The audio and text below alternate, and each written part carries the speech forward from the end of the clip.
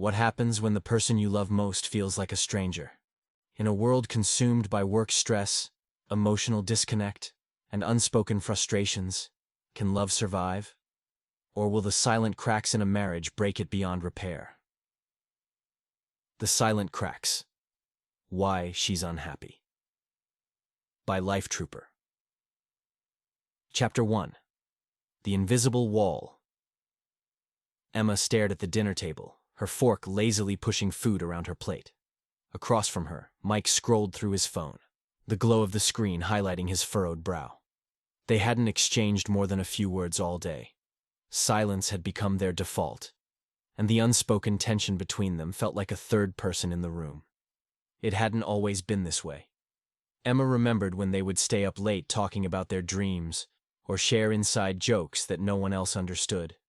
But now, those memories felt like remnants of a different life. "Are you okay?" Mike finally asked, not looking up from his phone. Emma hesitated. "I'm fine," she said, forcing a smile. But she wasn't fine, and deep down she knew Mike wasn't either. Chapter 2. The Disconnect. Emma worked from home, juggling her demanding job and the endless responsibilities of managing the household. Mike, a software engineer, often came home late, drained from his workday.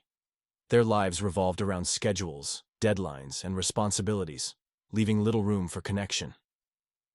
Emma often felt alone in her marriage. She missed feeling seen, heard, and cherished. But whenever she tried to bring it up, Mike would brush it aside or get defensive, shutting down the conversation before it even began. One night, after a long day, Emma tried again.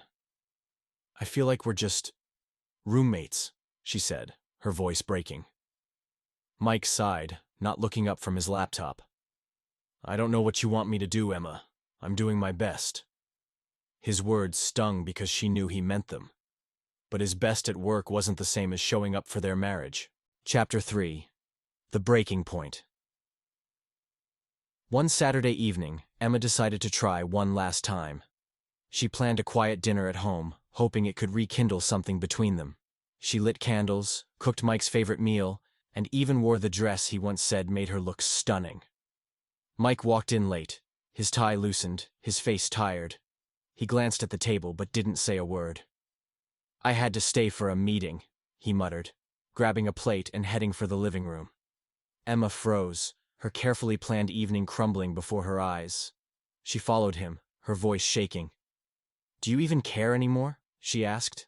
Mike paused, his plate halfway to the coffee table. "What are you talking about?"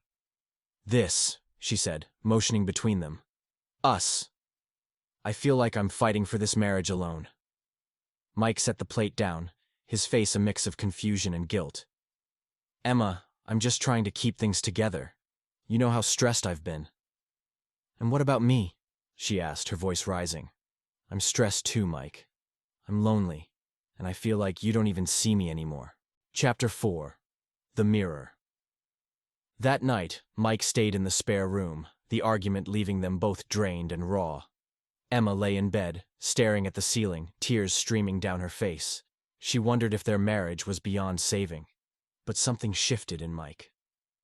The next morning, he knocked on the bedroom door and entered with a cup of coffee. "Emma," he began softly, "I think I've been so focused on fixing everything outside of us, work, bills, the future, that I forgot to take care of us. I didn't realize how much I've been neglecting you. I'm sorry." Emma sat up, her throat tightening with emotion. "I'm not perfect either, Mike. I've been holding everything in because I didn't want to upset you. But it's been eating away at me." They sat together in silence, the weight of their honesty settling between them like an unspoken truce. Chapter 5. The Reconnection. Over the following weeks, Emma and Mike made a commitment to rebuild their relationship. They started small, setting aside time to talk. Not about work or responsibilities, but about their dreams, fears, and the little things that made them happy. Emma shared her feelings without fear of judgment, and Mike listened, truly listened, for the first time in years. In turn, Mike opened up about his own insecurities, things he had kept bottled up because he thought he had to be strong. They created new rituals, morning coffee together, weekly date nights, and a mindfulness class Emma suggested. These small acts became the building blocks of a stronger, more intentional connection. It wasn't perfect. They still had arguments, stressful days, and moments of disconnection. But they learned to navigate those moments together, instead of letting them pull them apart. One evening, as Emma and Mike sat at the dinner table, she noticed the way he looked at her, like he did in the early days of their relationship. For the first time in years, Emma felt truly seen, and she realized that their happiness wasn't something they had lost. It was something they had chosen to fight for. Love wasn't about being perfect. It was about showing up even when it was hard. And for the first time in a long time, Emma believed they were going to be okay.